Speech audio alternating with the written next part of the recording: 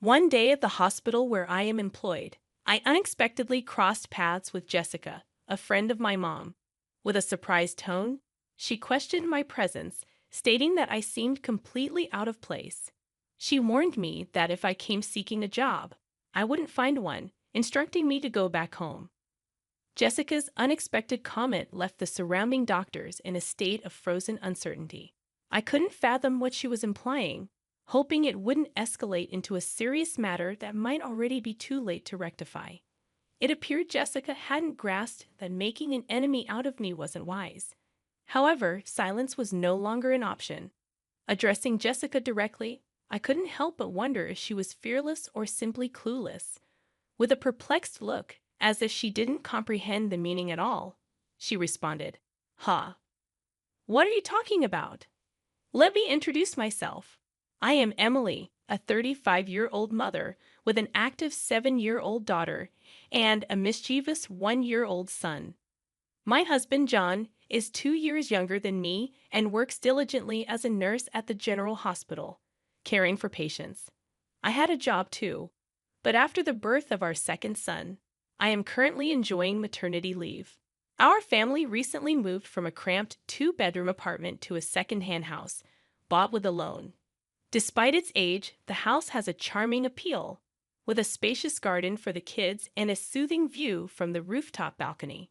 There's also a lush park nearby where our family spends weekends, turning it into our weekend paradise. The story of Jessica and me began when our daughters, of the same age, started playing together in the park. Jessica, a surgeon at the same hospital where John works, wore designer clothes, and her daughter followed suit in renowned brands. Excited by the coincidence, she expressed a desire to meet my husband, leading to a planned tea gathering at our house. However, upon Jessica's arrival, she displayed blatant rudeness, appraising our belongings and questioning the history of our house. Her impertinent remarks continued during tea, questioning John's choice of being a nurse and suggesting financial instability. Each word cut deep, leaving us at a loss for words. After she left, I apologized sincerely to John for the uncomfortable experience. Concerned, I contemplated keeping some distance from Jessica in the future. John reassured me with a warm smile, suggesting that while it's good to make connections with neighborhood moms, it might be best not to get too involved with Jessica. As time passed, our family experienced new changes. After giving birth to our second son and celebrating his first birthday, I contemplated returning to work. With John's parents providing support with the kids, I found myself with some spare time at the hospital where my husband works, enjoying a hot coffee at the hospital cafe. I'd heard a familiar voice from behind. It was Jessica. "Oh my, isn't that Emily? It's been such a long time." "Hello, Jessica. How have you been?" "Good. What brings you here today? Are you here to see John?" I inquired. "Yes, just some errands. Maybe a job interview or something.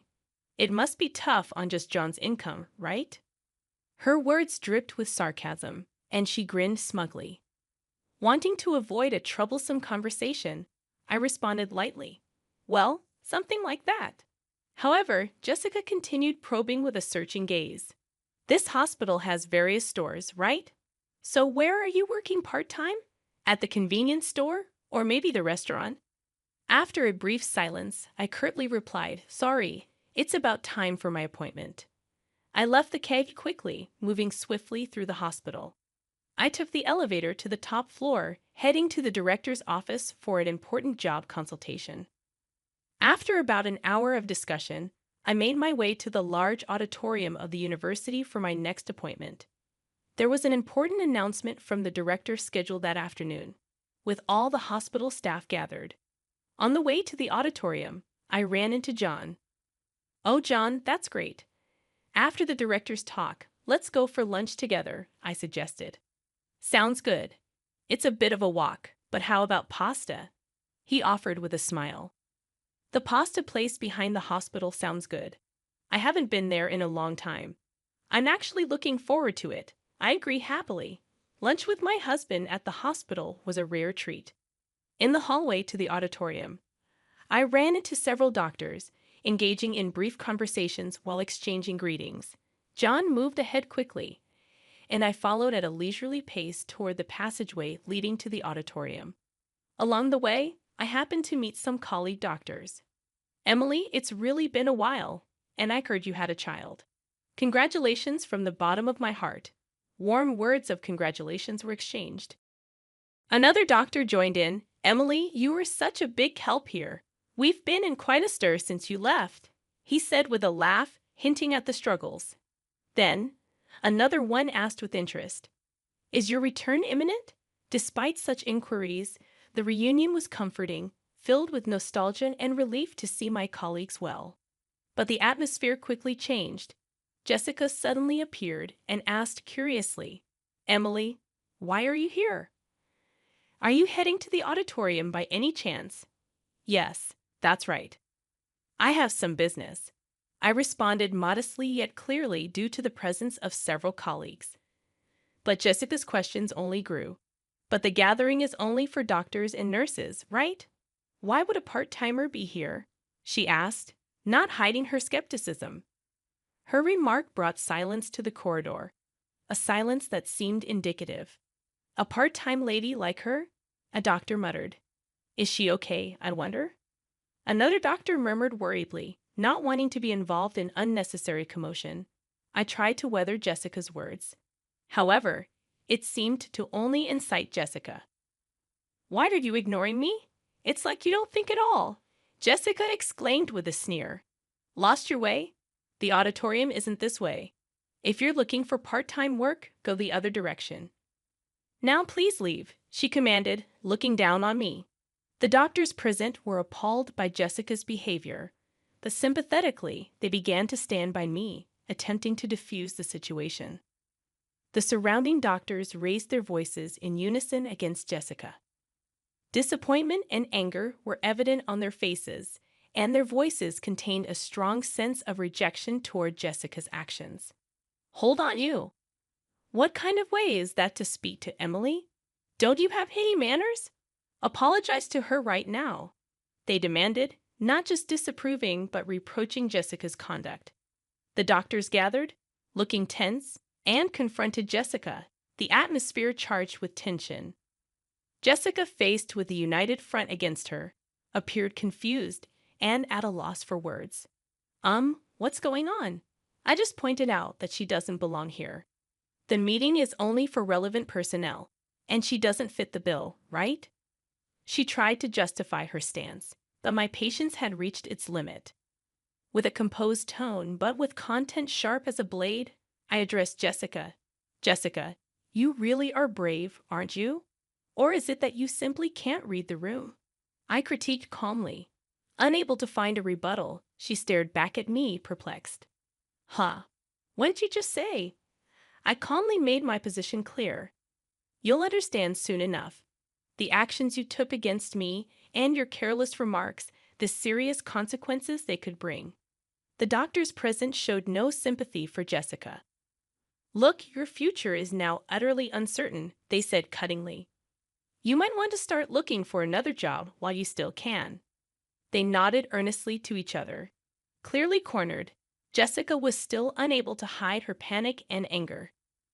So why on earth are all of you defending this non-regular employee so much? I don't understand why you rate her so highly, she raised her voice. The conversation among the doctors echoed in the hallway. Are you the new surgical specialist? One doctor inquired. So that's why you don't know Emily?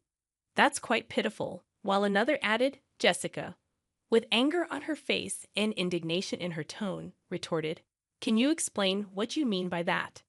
Her anger stemmed from the belief that judging people by their professional standing, regardless of their duties as a doctor, was against human dignity. The fact that someone with such values was in our workplace was deeply shocking to me, and I couldn't help but feel distrustful. Jessica seemed unaware, but in fact, I was the very person she should respect the most. The other doctors completely ignored Jessica's questions and left her with cold stares, quietly leaving the scene. Then I stated calmly, Well, Jessica, we can talk more about this later. You may find my husband's position as a nurse pitiable, but no matter how hard you try, you can never be like John. Besides, the fact that you find meaning in competing shows a great misunderstanding on your part. Jessica became flustered. Wait a minute. Who on earth are you? You're not just a part-timer, are you? She raised her voice. I smiled secretly and replied, as I've already said, you'll come to understand shortly. And with that, I hurried off toward the auditorium. As I entered the auditorium, a large number of doctors had already gathered, and the director stood in front of the screen. Thank you all for gathering here during your busy schedules. Today, I would like to discuss the future direction of our hospital. He began and then proceeded to make an important announcement. Seeing John in the crowd, he approached me and whispered, Emily, good timing. I happened to overhear a bit earlier. Was there some trouble with Jessica? Yes, she did point out something minor, but it's not a big deal, I replied. Interestingly, it seems she has misunderstood me for a part-time worker at this hospital, I replied. John looked incredulous and responded, No way, Emily, as a part-timer? We couldn't help but suppress our laughter at the absurdity of the situation. Amidst this, the director concluded the explanation of the annual business plan and moved on to a significant personnel announcement. As you all know, our hospital is well-staffed with an adequate number of doctors and nurses. To further improve the quality of our medical services, we plan to actively implement overseas training programs. The first training is scheduled in 2 months, and we will select 5 doctors and 5 nurses for it, he declared. This announcement was met with cheers from the attending doctors, and everyone was excited about the prospect. Overseas training meant an excellent opportunity to learn about the latest medical practices in the world. Since it was the hospital's first initiative of its kind since its establishment, everyone's eyes sparkled with the news. The director continued solemnly, yet with an undertone of expectation. Now let's proceed with announcing the names of the rest who have been selected. As he spoke, a silence of mixed tension and anticipation fell, and the names of the chosen 10 were called out one by one. Although John's name was not called this time, his expression did not show disappointment. He quietly watched with a sense of celebration as each selected individual stepped forward. Addressing the 10 lined up on stage, the director asked, Are all of you ready in spirit for the training? Please share a word about your enthusiasm and determination. He gently encouraged them. Each gave a brief, resolute speech, reaffirming their strong intentions. After everyone had spoken, it was finally Jessica's turn. With proper decorum, yet confidently, she said, I am truly grateful for this valuable opportunity for training. I aim to contribute to the further progress of our hospital with the cutting-edge medical techniques I will learn abroad, she said with a polished greeting. Afterward, she turned slowly towards where we were seated and continued with her unique assertive tone. However, this hospital has inexperienced nurses who continue to fail the national exam and impudent individuals who attempt to attend medical conferences despite being non-regular staff. I intend to improve and transform all these aspects. Jessica's provocative declaration changed the atmosphere of the venue, and the looks directed at her turned icy. Her words highlighted the hospital's tensions and how dangerous youthful overconfidence can be, especially the director's sharp gaze seemed to freeze the room, adding significant weight to the situation. The director, maintaining his composure, asked, Jessica, that was about those 2 sitting there, wasn't it? His smile was calm yet did not reach his eyes. You said there were unsuitable people mingled in here, right? Confidently nodding, she answered, Yes, exactly. There are those unfit for this noble assembly, she answered with conviction, remaining composed. The director responded, Street Emily, could you come forward, please? With this unexpected invitation, I, who had been merely an observer, suddenly found myself at the center of attention. Confused and starting to lose her confidence, Jessica questioned, Why? Why are you calling her name? She struggled to grasp the situation, and the director, showing disappointment towards Jessica, said with a quiet voice, Jessica, I am disappointed in you. Emily, please introduce yourself to everyone. Taking a deep breath, I recounted the beginning of my career, important milestones, and my temporary step back to become a mother. I continued, "Hello, everyone. It's been a while. I am Emily, the chief of the medical department. I apologize for any inconvenience my maternity leave may have caused, but I will be resuming my duties next month. I look forward to working with you all again." Jessica's voice couldn't hide her surprise. "Wait, she's the chief of the medical department?" Her eyes searched the room for confirmation. Indeed, as the head of the medical team, I had taken a 2-year parental leave to birth and raise my first son. The director, affirming the truth, added quietly, "By the way, Emily is my daughter." His words resonated in the room with undeniable clarity, defining the reality of the situation. Jessica's expression went from confusion to shock, her mouth agape as if to object to the reality, but no words came out. The room, filled with hospital staff, could not contain its reaction, and suppressed laughter spilled out at the unexpected turn of events. The director began speaking in a relaxed tone. "Jessica, for this upcoming overseas training, you have been assigned to be the team leader. Your deployment will be in a conflict zone in the Middle East. There is a shortage of both medication and medical equipment, and a very challenging situation is anticipated. It will be interesting to see if your abilities will be fully utilized, but don't worry, Emily will be there to support you. Learn as much as you can under her guidance." Proudly, Jessica responded with dignity, "I am a doctor too. Although I have no experience working abroad, my clinical skills and treatment records are first class. I will not allow myself to be underestimated." I replied to Jessica with a calm but firm voice. "Let me make one thing clear, Jessica. In the near future, I am going to take over the directorship of this hospital from my father. Do you understand the weight of this fact?" Jessica's expression stiffened, and seeing this, I continued, "Yes, it seems you understand. Well, depending on my decision, your future in this hospital may be affected." Jessica could no longer hide her agitation, and I calmly added, "I haven't heard such a thing." Jan intervened, calmly adding his words, "Jessica, we had not informed you about that matter beforehand. Your disrespectful attitude towards Emily may well be something you deeply regret in the future." Towards the end of the meeting, the director stated firmly, "Please, everyone, a bit of silence. Jessica, in the discussions here, in the end, results are everything. No matter how excellent you may be, that is just one aspect.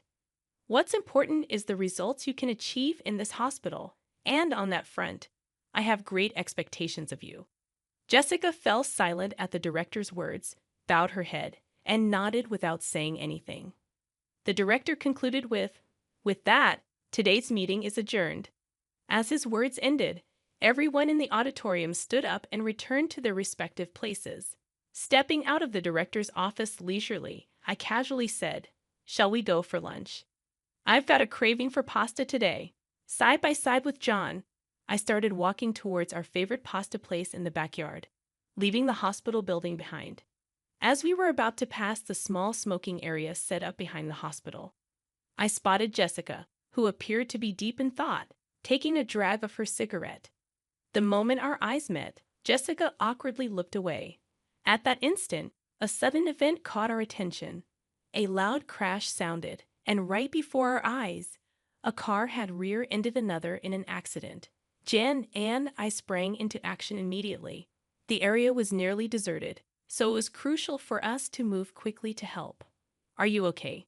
John called out with concern and quickly checked on the people involved in the accident. One was the driver in the car that was hit, and the other was a pedestrian who happened to be walking by. Jessica also rushed to the accident scene, following us, but seemed overwhelmed by the chaos. Acting on her medical instincts, I began to give directions. "John, quickly get that man into a safe position and check his pulse." Jen moved promptly, following my instructions and beginning his actions. As an emergency nurse, John had been granted special opportunities to accumulate frontline medical experience, including attending surgeries conducted by me. I had trained him rigorously, and he had developed exceptional practical skills. I then directed Jessica with calm and clarity. Jessica, check if that elderly person is bleeding and assess their level of consciousness. However, Jessica seemed paralyzed by the seriousness of the situation, standing still without moving.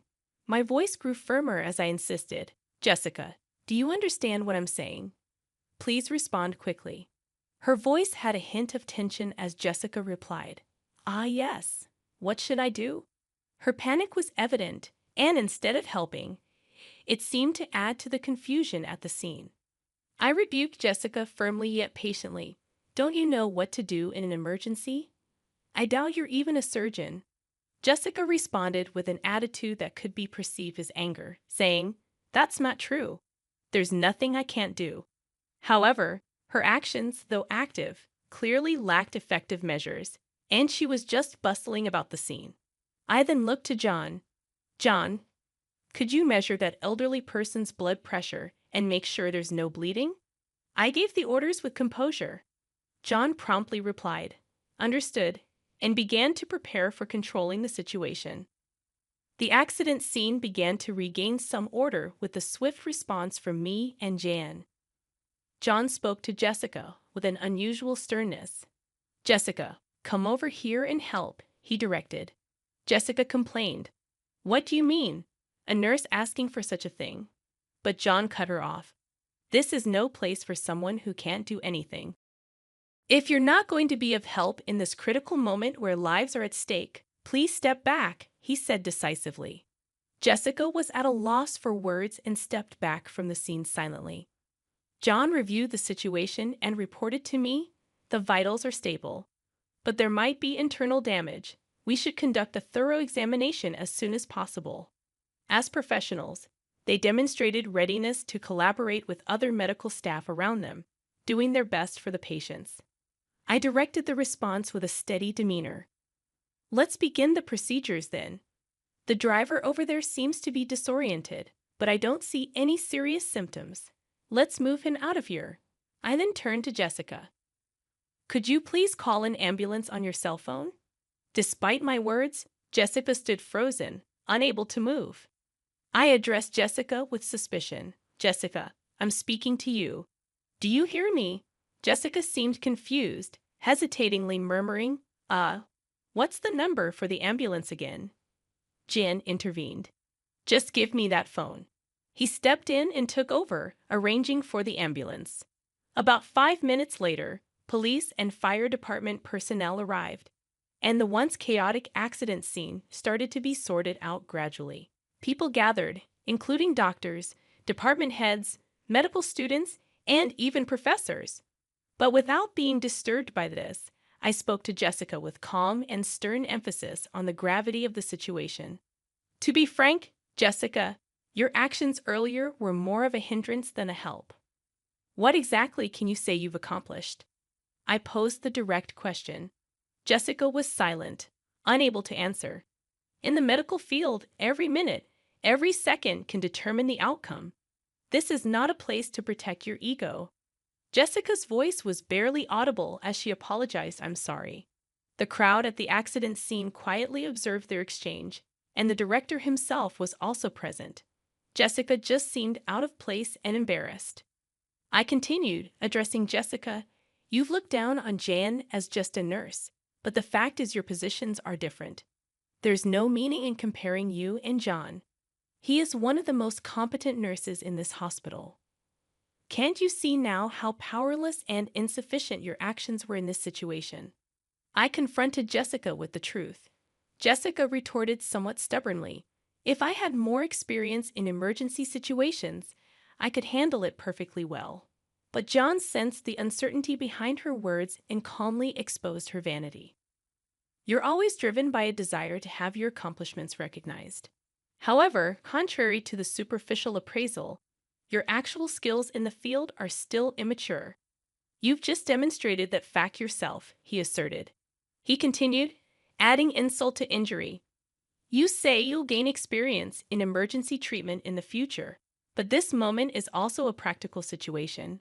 Given your current state, it's unlikely you'll have further opportunities to experience the field in the future." Jessica's confidence began to show cracks, and she seemed on the verge of tears, conscious of the surrounding eyes.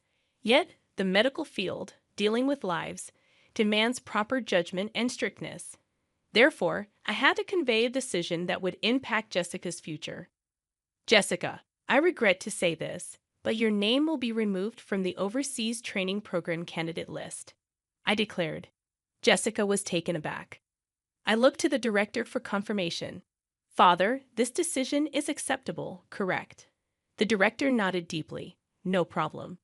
This incident has given me a clear understanding of her. We have always selected trainees based on their grades, but it may be necessary to reconsider our selection system in light of this. His quiet but firm response marked a moment that signified a complete defeat for Jessica. With a calm but resolute voice, I advised Jessica, it's important for you to relearn from the basics. Only then will you have the right to compete at the same level as John. Also, take to heart the dangers of judging a person's worth by their appearance. While I considered letting you go from the workplace, I have decided to give you one more chance, the last chance. Make the most of this opportunity and show us your full effort. I advised Jessica, sternly yet justly. Afterward, they quietly left the scene, but the looks from the doctors around Jessica were cold, filled with disappointment and disapproval. Their evaluation of her future was seemingly already set. Weeks passed, and the long-awaited departure day for the overseas training arrived. Jen and I headed to the airport, excited to acquire new knowledge and experience. As for Jessica, I had heard that she resigned from the hospital just a month after the incident. She couldn't endure the cold stares of those around her and ultimately chose to prioritize her pride. Personally, I thought that it was for the best. A doctor who puts pride at the forefront doesn't deserve to hold patients' lives in their hands, and no one would want to entrust their life to such a person. On the way to the airport, I spoke to John with words filled with hope. John, let's use our abilities to turn this hospital into one of the most renowned places in the world. Jen, sharing that passion and reaffirming his determination, replied, That's right. I need to work even harder and obtain my medical license as soon as possible. And so I quietly vowed to myself once more my unwavering resolve as a doctor to fulfill my duties. I never wanted to be a doctor. That might sound ungrateful. After all, medicine is a noble profession, one that many dream of pursuing. But for me, it was a gilded cage, a path chosen by my parents that slowly suffocated my true passion. My name is Sophia Chin, and I've been living a double life for the past 6 years. To my parents, I'm Dr. Chin, the dutiful daughter who followed the path they paved. To the art world, I'm Aurora Knight, one of the most sought-after contemporary artists in New York, known for paintings that sell for millions. And neither world knows about the other. The irony of my situation hit me hardest this morning as I stood in the newly renovated wing of Metropolitan General Hospital, my parents' pride and joy. They've both been prominent surgeons here for 30 years. The hospital was unveiling its new Healing Through Art initiative. And there, taking center stage in the main lobby, was my latest piece. A massive canvas exploding with colors, abstract yet somehow alive, purchased anonymously through my gallery for $2 million. My mother stood beside me, critiquing it with her surgical precision. I don't understand modern art, she said, wrinkling her nose. $2 million for splashes of paint. The hospital board must be losing their minds. If only she knew those splashes of paint would pay for an entire year of the hospital's pediatric care program. My father joined us, his white coat pristine, as always. At least it adds some color to the place, he muttered. Though I would have preferred they spend the money on new equipment. I bit my tongue, remembering the night I created that painting. I had just finished a 36-hour shift at the hospital, their hospital, and instead of sleeping, I'd gone straight to my secret studio. The emotions poured out of me onto the canvas. The exhaustion, the frustration, the constant pressure to be someone I wasn't. But my story really begins 10 years ago, when I was 18 and dared to dream of attending art school. Absolutely not. My father's voice had thundered through our house, making the fine china in the display cabinet tremble.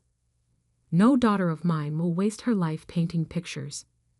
I stood in our living room, acceptance letter from the prestigious Art Institute clutched in my shaking hands. The same hands that had secretly won 3 national youth art competitions under a pseudonym.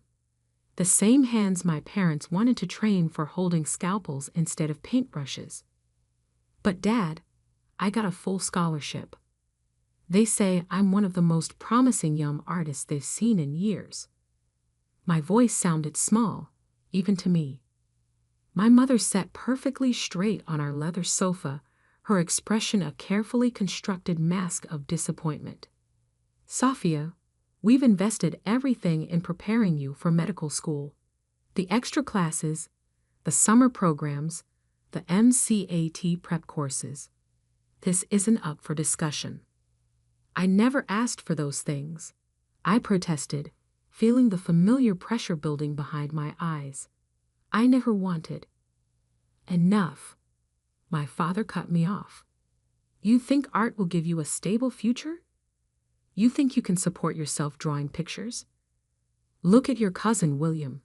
He tried to be a creative. Now he's 35 and still living in his parents' basement. But I'm good at it, I whispered. Really good. My mother stood up, straightening her already impeccable blouse. You're good at science too. Top of your class in biology. Perfect MCAT scores. That's not an accident, Sophia. That's your true calling. I wanted to tell them about the paintings I'd sold online, about the gallery owner who'd seen my work and offered to represent me, about the fire that burned inside me every time I picked up a brush. But I knew it wouldn't matter. In their world, success had only one definition, and it wore a white coat. The acceptance letter crumpled in my fist. I had a choice to make: defy my parents and potentially lose my family, or find another way. That night, I made a decision that would shape the next decade of my life. I wrote to the Art Institute declining their offer, and I accepted my place at my parents' alma mater, Preston Medical School. But I also sent an email to that gallery owner, under my new pseudonym, Aurora Knight. I'll need to work in absolute secrecy, I wrote. No public appearances, no photos, no interviews, but I'll keep painting. His response came within hours. Intriguing. Mystery can be a powerful marketing tool. Send me your next piece, and we'll begin. And so began my double life. By day, I threw myself into medical school, learning about human anatomy with the same precision I used to study color theory. By night, in a small studio apartment I rented under my alias, I created art that began to catch the attention of collectors worldwide. The first year was the hardest. Medical school was as demanding as my parents had promised, and there were nights I thought I would break under the pressure. But somehow, the exhaustion and stress only fueled my art. My paintings became more intense, more emotional.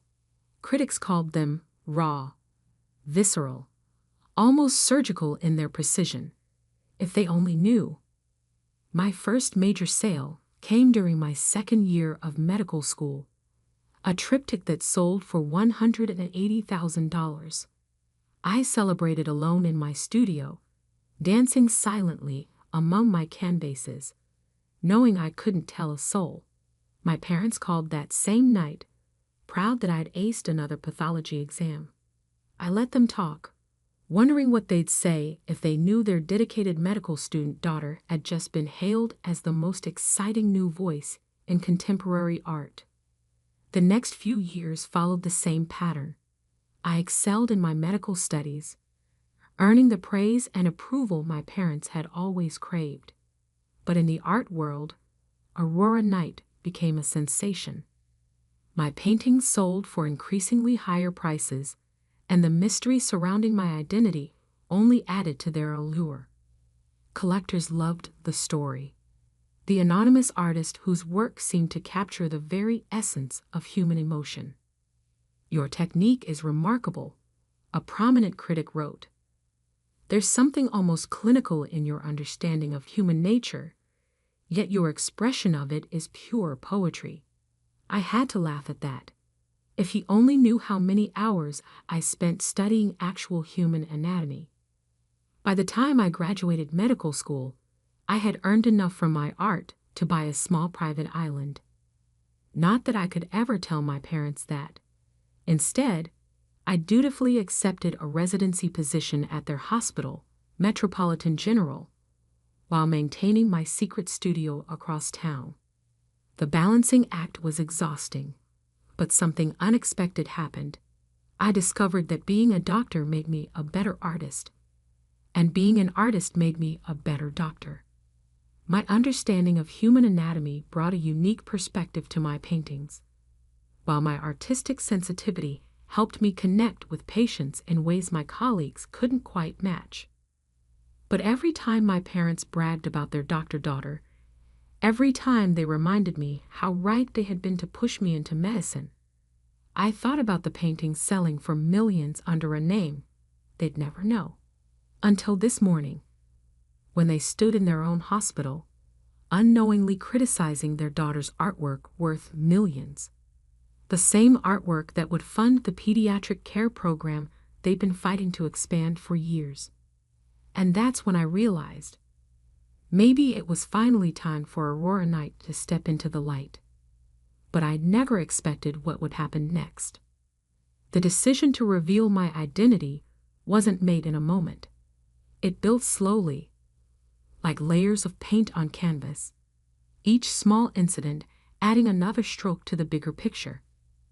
My father's criticism of the painting in the hospital lobby that morning was just the final layer. What he didn't know was that I had another piece being unveiled that same evening at the Metropolitan Museum of Art. Standing in the hospital's sterile hallway, still in my white coat, I checked my phone. 3 missed calls from Marcus, my gallery owner. A text message flashed across the screen. "Major problem with tonight's unveiling. Need to speak ASAP." I ducked into an empty consultation room, my heart racing. "Marcus, what's wrong?" His voice crackled through the speaker, tense with worry. "The Times is running a piece on Aurora Night. Someone talked.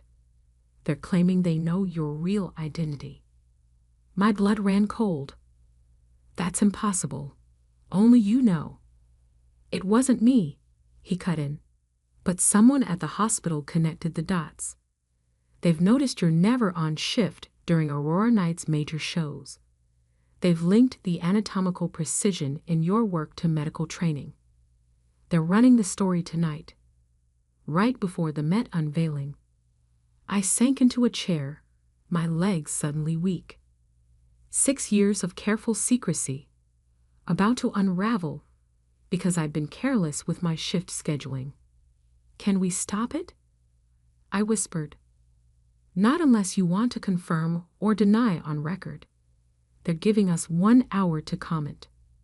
Through the consultation room window, I could see my parents in the distance, doing their rounds together as they had for 30 years. They looked so confident, so certain of their world and their place in it. "I'll call you back," I told Marcus. I had spent years maintaining this divide, the dedicated doctor-daughter and the mysterious millionaire artist. But trying to keep these worlds separate had become like trying to keep oil and water from mixing by sheer force of will. Exhausting, impossible. My pager buzzed. Emergency in the pediatric ward. As I rushed down the corridor, my mind raced through the implications. If the story broke, everyone would know. My colleagues? My patients? My parents? The emergency turned out to be an allergic reaction, scary but treatable. As I calmed the frightened child with an epinephrine shot, I noticed the walls of the pediatric ward. They were stark white, institutional. Nothing like the vibrant painting now hanging in the lobby. "Doctor," the child's mother touched my arm. "Thank you. He was so scared, but you made him feel safe." I looked at the little boy, now breathing normally, clutching his stuffed elephant. In that moment, I realized something. I was good at this, not because my parents had forced me into medicine, but because I brought my whole self to it, including the artist they tried to suppress. I stepped out of the room and called Marcus back. "Don't fight the story," I said firmly. "In fact, I'll give them something better. Tell them Aurora Knight will be attending tonight's unveiling in person, for the first time ever." Silence on the other end. "Then, are you sure? This changes everything. Everything's already changing. Might as well do it on my terms." I hung up and did something I'd never done before. I requested an emergency evening off. My supervisor was surprised. I was known for never asking for schedule changes, but agreed given my outstanding record. Then I called my parents' office. "Mom, Dad, I need you to come to the Metropolitan Museum of Art tonight. There's something you need to see." "The museum?" My mother sounded confused. "Safia, we have dinner plans with the hospital board." "Please," I cut in. "This is important. More important than dinner plans." Maybe it was something in my voice, but after a pause, my father said, "What time?" At home, I opened the secret closet where I kept my Aurora Knight persona. Unlike my practical doctor's wardrobe, these clothes were all artistic expression, carefully curated pieces that made statements without saying a word. I chose a hand-painted silk dress, one of my own creations, each brush stroke telling part of my story. As I dressed, I thought about the painting being unveiled tonight. It was different from my others, more personal, more revealing. I had titled it Daughter of Medicine, and into it I had poured all the complexity of my double life. The central figure was a woman in a white coat, but her shadow on the wall was an artist at an easel. Medical instruments morphed into paintbrushes, hospital corridors bloomed with color, and throughout it all ran the steady rhythm of a heartbeat monitor, rendered in gold leaf. I had created it during a week of night shifts in the ICU. Each layer added during stolen moments between rounds, the paint sometimes mixing with my tears of exhaustion. It was both confession and declaration, and tonight it would sell for $3.5 million, if the sale still went through after my revelation. My phone buzzed again. "Marcus." The Times agreed to hold the story until after the unveiling, but social media is already buzzing with speculation. "You're trending." I looked at myself in the mirror. The elegant artist's dress, my hospital ID, still clipped to my bag out of habit. For the first time in years, I felt whole, undivided. "Good," I said. "Let them talk." The museum was already crowded when I arrived. The unveiling was the social event of the season, made even more exciting by rumors that the mysterious Aurora Knight might actually appear. I spotted my parents near the entrance, looking uncomfortable and out of place in their business attire. They hadn't seen me yet. Behind them, under a velvet drape, waited my painting, my truth. In less than an hour, everything would change. Marcus appeared at my elbow, looking nervous. "The press is here in force. Last chance to back out." I shook my head. Not this time. The museum director approached the podium, tapping the microphone. "Ladies and gentlemen, welcome to this historic evening." I began moving through the crowd toward my parents, my heart pounding but my steps steady. Years of hospital emergencies had taught me how to stay calm in a crisis. The director was still speaking, and we are honored to announce that tonight, after 6 years of mystery, the artist known as Aurora Knight. I reached my parents just as the velvet drape began to fall. "Mom, Dad," I said softly, "there's something I need to tell you." They turned, their eyes widening as they took in my appearance. So different from their proper doctor-daughter. Behind them, the painting was now fully revealed, and gasps rippled through the crowd. "I'm Aurora Knight." The words hung in the air between us as camera flashes exploded around us. My mother's face went pale, my father's jaw clenched, and in their eyes, I saw something I had never seen before, complete and utter shock. But before they could respond, before they could process this revelation, something happened that none of us expected. Something that would turn this already momentous evening into a night that would change not just my life, but the entire art world forever. The silence lasted only seconds, but it felt like hours. Then chaos erupted. Camera flashes exploded around us like strobe lights. Reporters shouted questions. The crowd surged forward, everyone trying to get closer to the newly revealed Aurora Knight. But I couldn't look away from my parents' faces. My mother's perfectly maintained composure cracked first. "This is impossible," she whispered. "You're a doctor." "I'm both," I said quietly, even as the crowd pressed closer. "I've always been both." Then something unexpected happened. Dr. James Morrison, head of the hospital board, pushed through the crowd. His face was flushed with excitement. "The painting in the hospital lobby," he blurted out. "The one we just unveiled this morning. That was you." I nodded. His next words changed everything. "We have to pull out of the purchase. We can't possibly accept a $2 million donation from one of our own residents." The reporters went wild. Headlines were already forming. "Dr. Artist secretly donates millions to own hospital." But my father's voice cut through the chaos. "Donation?" He turned to Dr. Morrison. "What donation?" Dr. Morrison looked confused.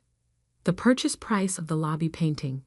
It was returned to the hospital as an anonymous donation, earmarked for the pediatric care program. We thought some wealthy benefactor." His voice trailed off as understanding dawned.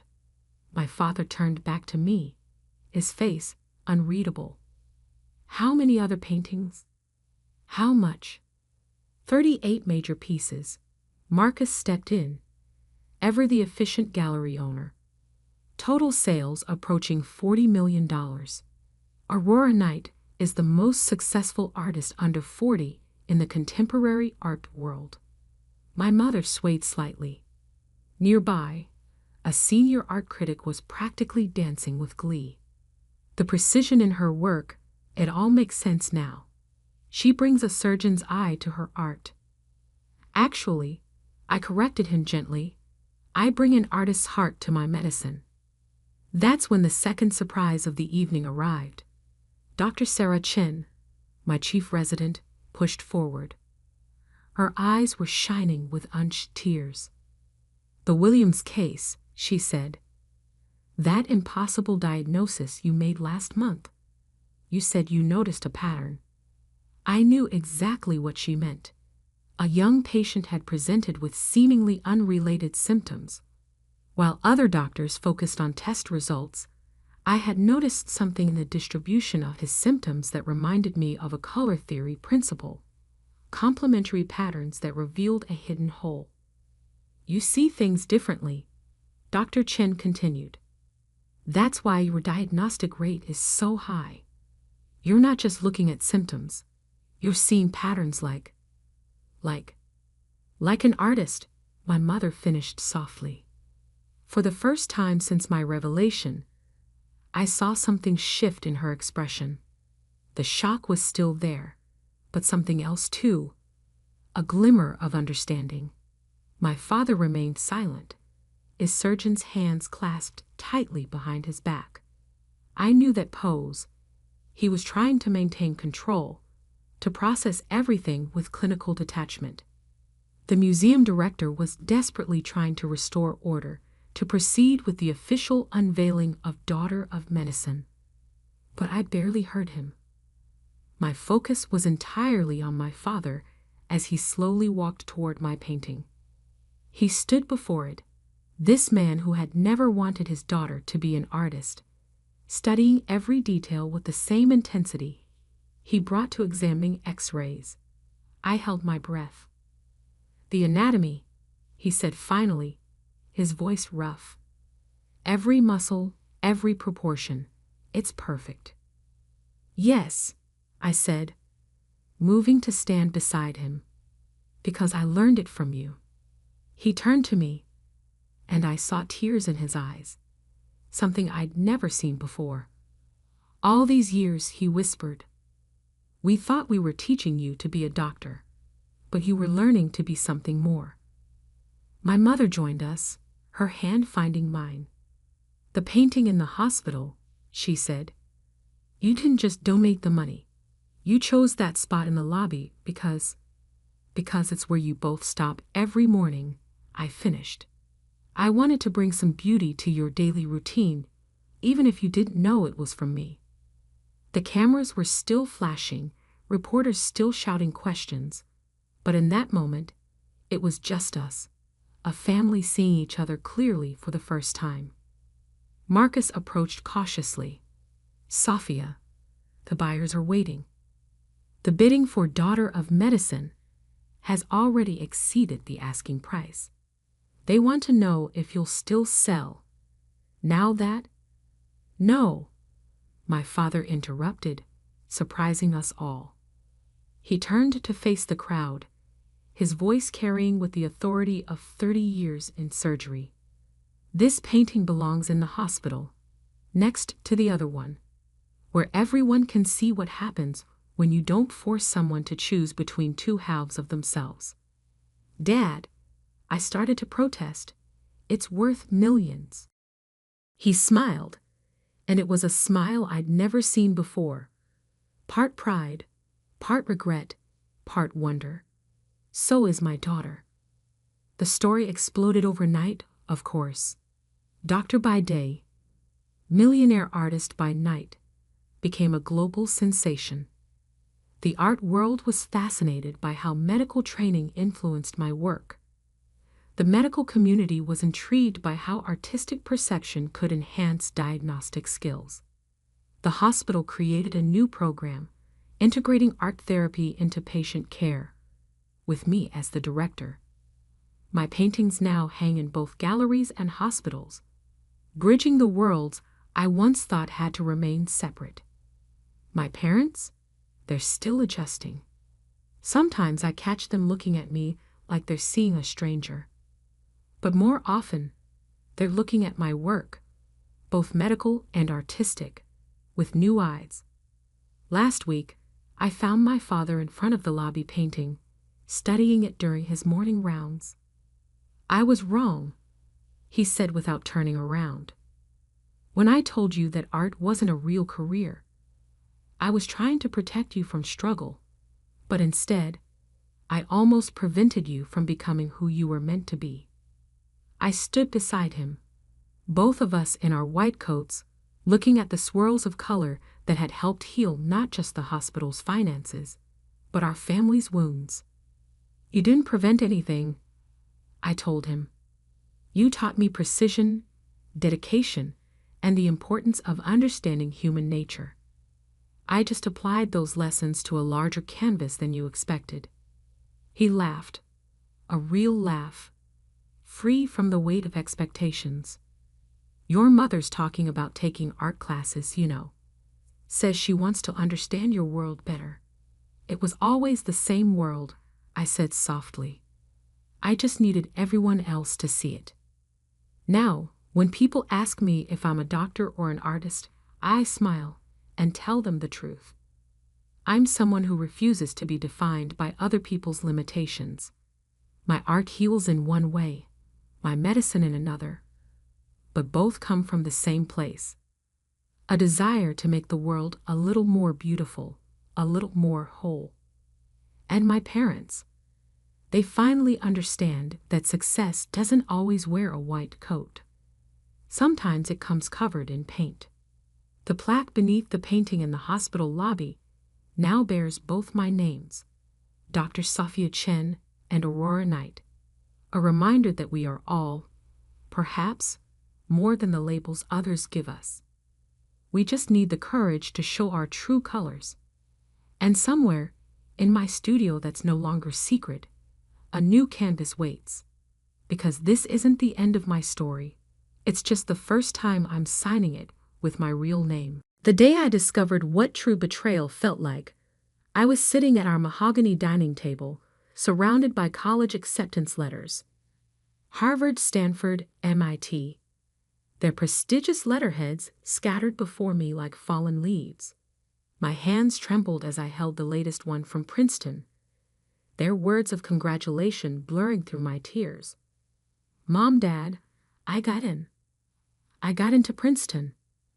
My voice echoed through our sprawling Victorian home, a house that had witnessed 3 generations of the Montgomery family's success. My mother's heels clicked against the hardwood floors as she approached, her face bearing an expression I couldn't quite read. Behind her, my father's heavy footsteps followed, his usual confident stride somehow hesitant. "That's wonderful, Catherine," my mother said, but her tone carried none of the excitement I'd expected. She exchanged a glance with my father, who cleared his throat and loosened his silk tie. "Sit down, Kathy. We need to talk." I sank back into my chair, the acceptance letter still clutched in my hands. Something in their demeanor made my stomach twist into knots. "Your brother, William," my father began, "his tech startup is showing incredible promise. The prototype he's developed could revolutionize renewable energy storage." He paused, adjusting his glasses. "But he needs significant funding to take it to the next level." My mother stepped forward, our manicured fingers trailing along the table's edge. "We've decided to invest in his company. It's a remarkable opportunity, one that could secure the family's future for generations."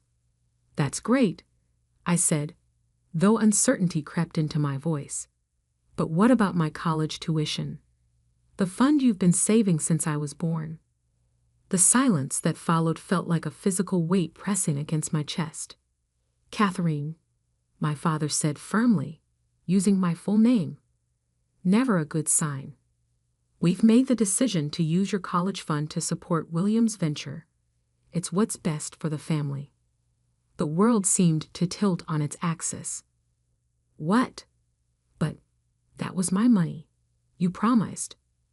"Don't be selfish, Catherine," my mother cut in sharply. "William's project could be worth millions. You can take out student loans like other people do, or maybe consider a local community college for a few years." I stared at them, these people who had raised me, who had always preached about the importance of education, who had spent years encouraging my dreams of attending an Ivy League school. Now they stood before me, calmly destroying those dreams to favor my brother. Again. William had always been their golden child. 4 years older than me, he dropped out of college to pursue his entrepreneurial dreams, while I spent my high school years maintaining a perfect GPA, serving as class president, and winning national science competitions. William bounced from one failed startup to another, each time convincing our parents to invest just a little more. "How much?" I asked, my voice barely a whisper. "What?" my father frowned. "How much of my college fund did you give him?" My mother shifted uncomfortably. All of it. The full $289,000. The number hit me like a physical blow. Nearly $300,000. Gone.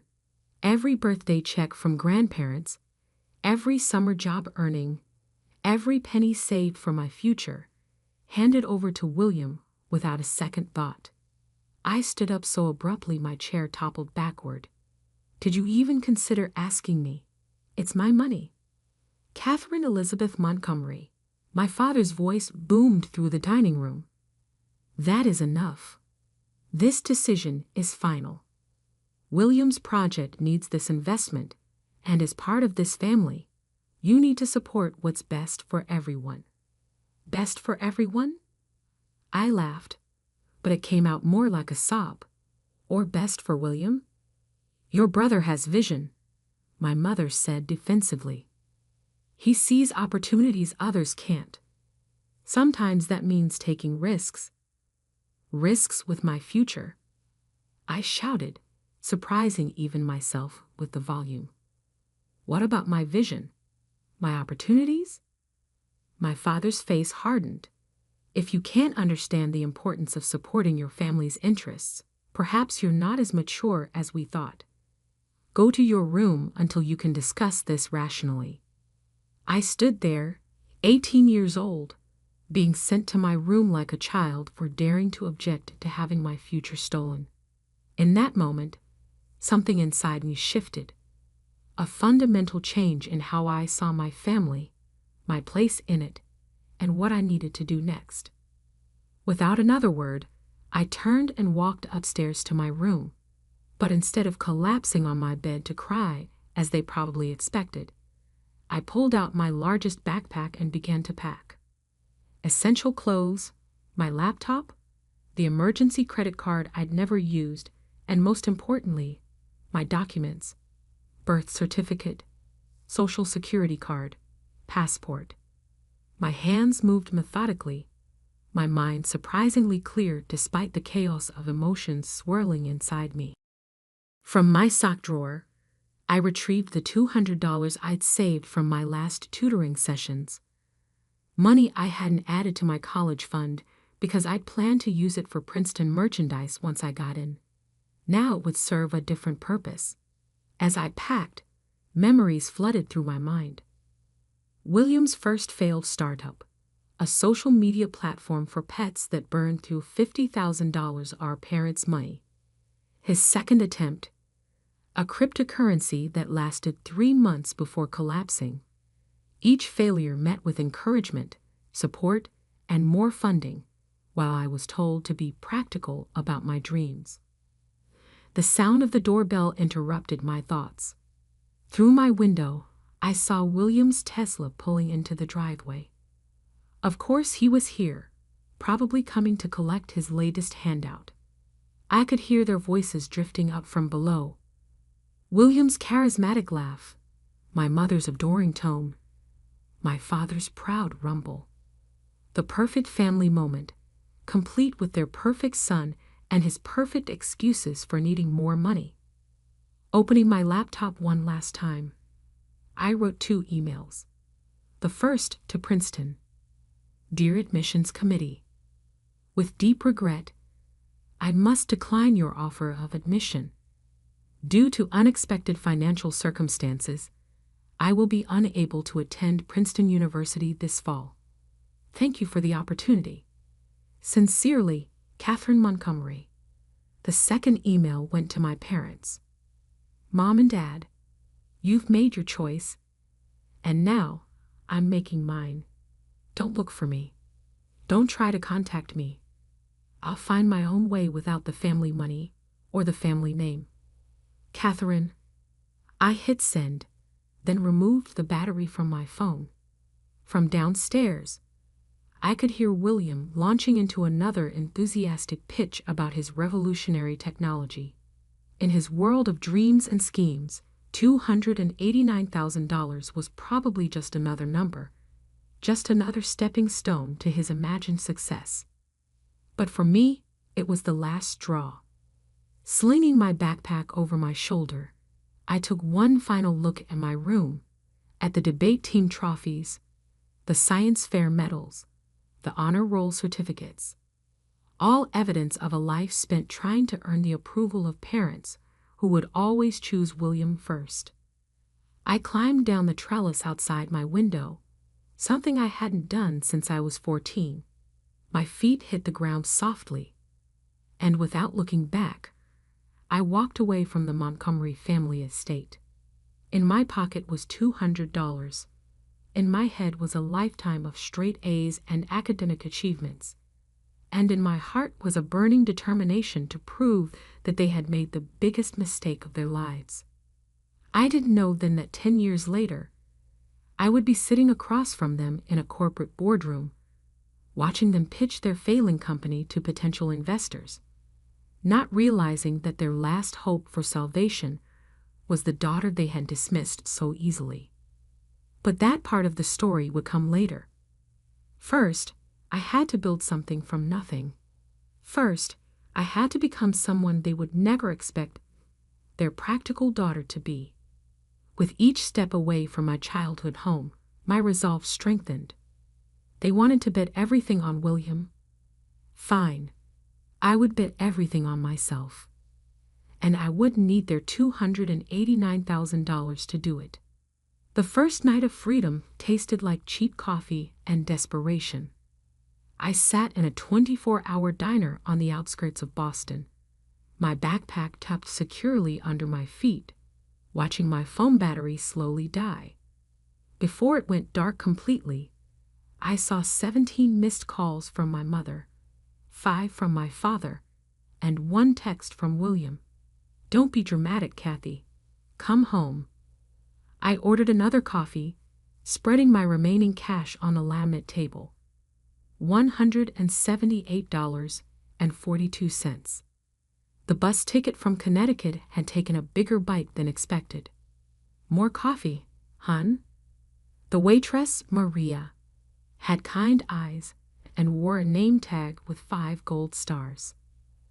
"Thanks," I said, then hesitated. "Are you hiring?" She looked me over. Pristine college interview clothes, expensive laptop, the obvious signs of a privileged kid playing runaway. But something in my expression must have touched her because she didn't immediately dismiss me. "Kitchen help," she said finally. 6 to 2, minimum wage plus tip split. Start tomorrow if you want. I nodded, relief flooding through me. "I'll be here." "There's a motel down the street," she added, scribbling on her order pad. "Tell Jimmy that Maria sent you. He'll give you the weekly rate." That night, in a motel room that smelled of old cigarettes and cleaning supplies, I opened my laptop and began to plan. The Princeton acceptance letter was still in my bag, a reminder of the future I'd just lost. But as I stared at it, an idea began to form. I'd spent my high school years tutoring rich kids in advanced mathematics and sciences. Their parents paid premium rates for my services because I got results: perfect SAT scores, improved GPAs, early college admissions. I'd always seen it as a way to earn extra money for college. Now, I saw it as the foundation for something bigger. Opening a new document, I began to type: Elite Academic Consulting Specialized Tutoring and College Admissions Guidance founded by a Princeton-accepted scholar. I worked through the night, building a simple website using my coding skills from AP Computer Science. By dawn, I had created professional-looking business cards at an all-night print shop, spending $50 of my precious savings. The next 6 months fell into a grueling routine. From 6 a.m. to 2 p.m., I worked at the diner, learning every aspect of the business I could. Maria, it turned out, had owned the place for 20 years. She taught me about inventory management, staff scheduling, and most importantly, how to read people.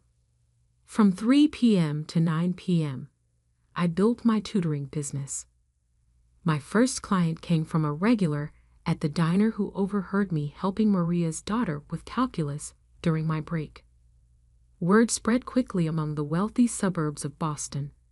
There was a young tutor who had gotten into Princeton, but chose to defer, who could explain complex concepts clearly, who guaranteed results. I never mentioned my real last name. Catherine Montgomery became Kate Morgan, and my clients never questioned it. They cared about results, not pedigree. By month 3, I was making enough from tutoring to quit the diner, though I still helped Maria with her books on weekends. She'd become something between a friend and a mentor, teaching me lessons about business that no Ivy League school could match. "You're good with numbers," she said one Sunday, watching me optimize her inventory system. "But you're better with people. That's where real money is made." She was right. My tutoring clients weren't just paying for academic help. They were paying for confidence, for hope, for a chance at the future their children dreamed of. It was something I understood intimately. One day, as I was reviewing a student's college essay, his mother made an offhand comment that would change everything. "If only you could clone yourself. Every parent in Boston would hire you." That night, I couldn't sleep. Clone myself? No, but I could scale. I reached out to other high-achieving students who had gotten into top colleges but chose to take gap years. Many were brilliant, but needed money, just like me. I offered them a proposition: work under my brand, use my methods, and earn 70% of the fees while I handled marketing and client acquisition. Within 2 months, Elite Academic Consulting had 10 tutors. Within 6 months, we had offices in Boston, New York, and Greenwich, Connecticut, though I carefully avoided any locations too close to my family's social circle. My first million came faster than I expected, earned through a combination of the tutoring business and strategic investments in tech stocks. I lived modestly, pouring every spare dollar into expansion. While William was probably still burning through my college fund on his latest venture, I was building something sustainable. But I knew tutoring was just the beginning. Through my wealthy clients, I began to hear whispers about investment opportunities, startups seeking funding, established companies looking for fresh perspectives. I listened, learned, and most importantly, I planned. The breakthrough came during a tutoring session with Emma Chen, daughter of tech mogul James Chen. As I helped her with advanced economics, I noticed the investment prospectus for his company, Chen Tech Solutions, lying open on his home office desk. "Dad's worried," Emma confided during our study break. "The new energy storage project is failing, but he's invested too much to back out now." Energy storage, just like William's supposed revolutionary technology. I spent that night researching Chen Tech's project, and by morning, I knew 2 things. First, their approach was fundamentally flawed, and second, I knew how to fix it. It took 3 weeks to get a meeting with James Chen, using every connection I'd built through my tutoring network. When I finally sat across from him in his corner office, he looked amused. "Miss Morgan," he said, "my daughter speaks highly of you. But what makes you think you understand energy storage technology?" I opened my laptop and began my presentation. 4 hours later, he wasn't smiling anymore. Instead, he was offering me a partnership. 30% stake, he said, if you can deliver what you're promising. I countered with 40% and full control of the technical development. He agreed. 6 months later, Chen Tech's new energy storage system was revolutionizing the industry. The technology that William had dreamed of creating, I had actually built, though under a different name and with a different company. My net worth jumped to 9 figures overnight. But I wasn't done. Using Chintech's success as a springboard, I began acquiring struggling tech companies, particularly in the energy sector. Each acquisition was done through shell companies and holding firms, always keeping the name Catherine Morgan separate from the growing business empire. I hired the best lawyers and accountants to create a labyrinth of corporations that all led back to Morgan Enterprises, my private holding company. To the outside world, Morgan Enterprises was run by a reclusive CEO who never gave interviews or appeared in public. Years passed. My empire grew. I moved from Boston to New York to Silicon Valley, always staying ahead of any chance encounters with my family. Through discreet sources, I kept tabs on them.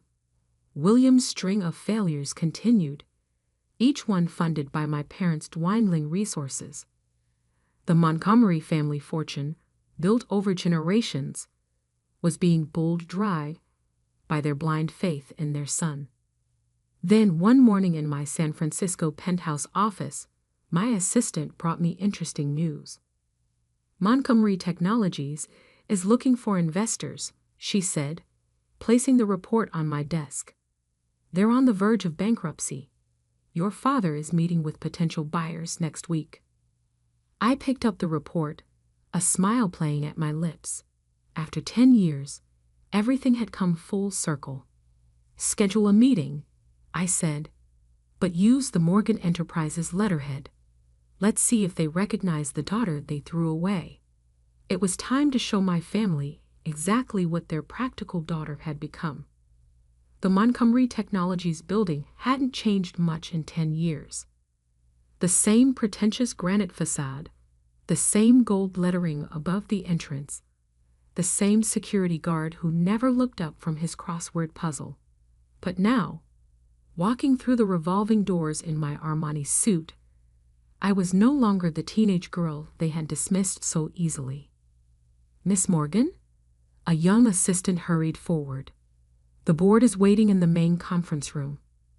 May I take your coat? I handed her my coat, suppressing a smile.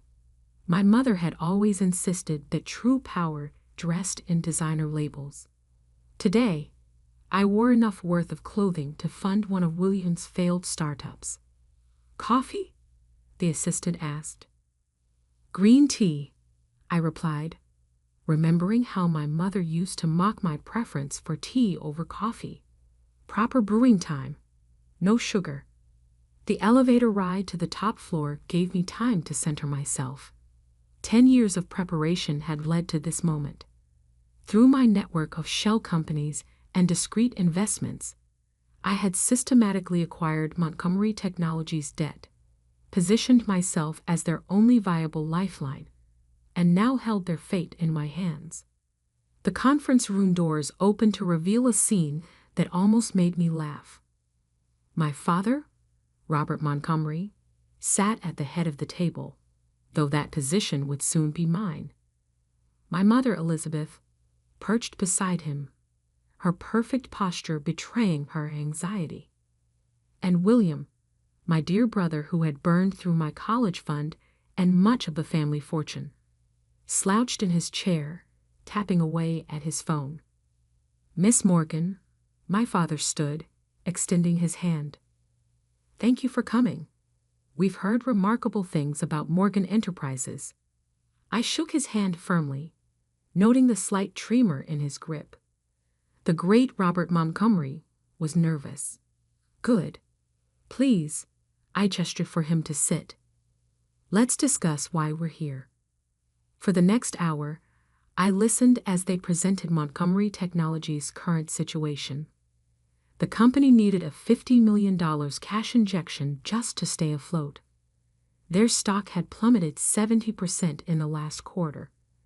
And William's latest venture, another attempt at revolutionary energy storage technology, had drained their remaining reserves.